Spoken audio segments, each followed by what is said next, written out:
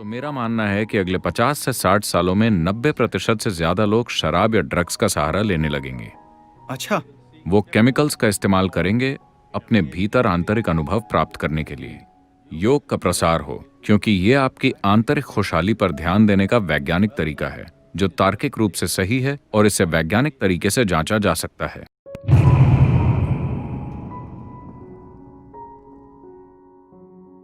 तो दुनिया ऐसे मुकाम पर पहुंच रही है जहां इंसान की बुद्धि इतनी तीव्र हो गई है जैसे पहले कभी नहीं थी। पहली बार ज्यादातर लोग खुद के लिए सोचने में सक्षम हैं। इसका मतलब है कि पहले कोई पुजारी या पंडित या कोई धर्म ग्रंथ आपके लिए सोचता था। आज लोग खुद के लिए सोच रहे हैं। जब लोग खुद के लिए सोचना शुरू कर देते हैं तो वो सवाल पूछने लगते हैं। एक बार जब सवाल पैदा होते हैं तो इससे कोई फर्क नहीं पड़ता कि कोई बात किस धर्म ग्रंथ या सत्ता से आ रही है। जब तक वो आपको तर्क संगत नहीं लगती, वो ढहने वाली है। इस मायने में सारे स्वर्ग ढह जाएंगे अगले 25-30 सालों में। अगली पीढ़ी किसी बात को सिर्फ इसीलिए स्वीकार नहीं करेगी क्योंकि वो किसी खास धर्म ग्रंथ या सत्ता ने कही है।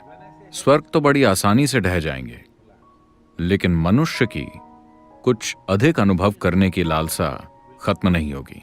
ये हमेशा बनी रहेगी। इस वजह से ये अब बहुत जरूरी हो गया है कि योग का प्रसार हो, क्योंकि ये आपकी आंतरिक खुशहाली पर ध्यान देने का वैज्ञानिक तरीका है जो तार्किक रूप से सही है और इसे वैज्ञानिक तरीके से जांचा जा सकता है। अगर आप इस तरीके से आंतरिक खुशहाली नहीं लाते हैं तो मेरा मानना है कि अगले 50 से 60 सालों में 90% से ज्यादा लोग शराब या ड्रग्स का सहारा लेने लगेंगे। अच्छा। वो केमिकल्स का इस्तेमाल करेंगे अपने भीतर आंतरिक अनुभव प्राप्त करने के लिए। अगर आप उन्हें मौका ही नहीं देते कि कैसे वो अपने भीतर परमानंद में रह सकते हैं, अगर आप वो संभावना पैदा नहीं करते, तो यही होगा। जब मैं शराब और ड्रग्स की बात कर रहा हूं तो मैं इसके बारे में नैतिकता का सवाल नहीं उठा रहा। लोगों की एक पीढ़ी के तौर पर हमारी सबसे बुनियादी जिम्मेदारी ये है कि आने वाली जो पीढ़ी हम बना रहे हैं वो कम से कम हमसे थोड़ी बेहतर हो।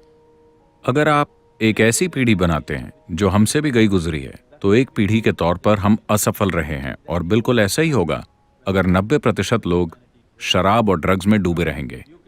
जब आप बच्चे थे तब से अब तक शायद इस धरती पर शराब और ड्रग्स का सेवन 300 से 400% से भी ज्यादा बढ़ गया है। तो बड़ी आबादी उस दिशा में बढ़ रही है। अगर आप किसी ऐसे तरीके या ऐसी तकनीक को प्रचलित नहीं करते जिसके जरिए हर इंसान अपने अंदर खुशहाली ला सके, अगर आप ऐसा नहीं करते तो आप मानवता को उस दिशा में ले जा रहे हैं। देखिए, ये हमारे समाज की बुनियादी समस्या है। हम लक्षणों का इलाज करने की कोशिश करते हैं। मान लीजिए कि आप ही की तरह एक इंसान है जो सिगरेट पीने की, शराब पीने की, भागने की, खाने की या हर तरह की समस्याएं पैदा कर लेता है। हम उन समस्याओं को ठीक करने की कोशिश नहीं करते। हमारा तरीका बस ये है, अगर आपका जीवन का अनुभव ऐसा है कि यहां बैठे हुए आप बिल्कुल आनंद में हैं, तो क्या आप में कोई भी विवशता होगी? तो यही बात है। हम आपसे ये नहीं कह रहे कि पियो मत, खाओ मत, ये मत करो। अगर आप में कुछ भी विवशता भरा नहीं है तो आप सब कुछ उतना ही करेंगे जितना कि आपके लिए जरूरी है, न ज्यादा न कम। ये समझदारी भरी दुनिया है।